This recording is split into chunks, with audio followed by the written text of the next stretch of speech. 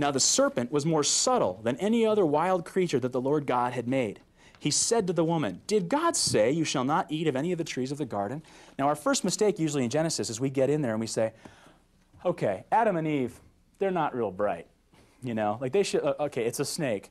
What we think is this little garter snake kind of comes in and kind of coils up and goes, hey, did God say you shouldn't eat the tree? And we're going, ooh.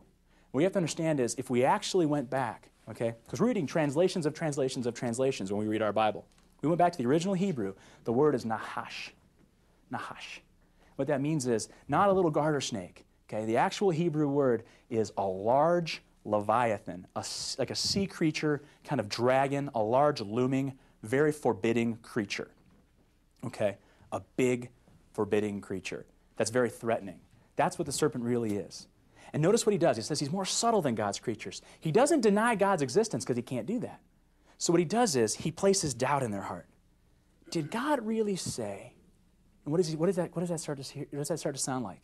That God's withholding something. Did God really say this to you? Kind of like, can you really trust God? Do you hear that? You hear that underlying message? You can't really trust God. You don't really believe this, do you? Do you ever ask yourself that question? Can I really trust him? If I do this, is he really going to be there to pick me up? If I say no to this, is he really going to protect me and watch out for me? If I go this route, that could mean suffering. Is he going to take care of me? So you know what the devil does? He's really subtle. He comes in, he doesn't say, there is no God, because they know there is. They can look around, and they know it.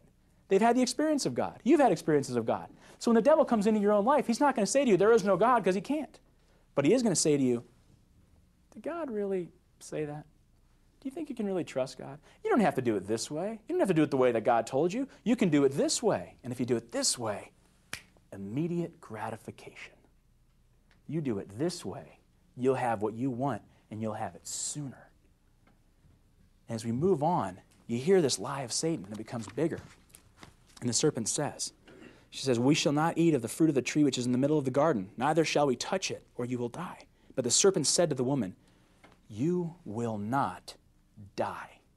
You will not die. That's a lie. He looks right at her and lies.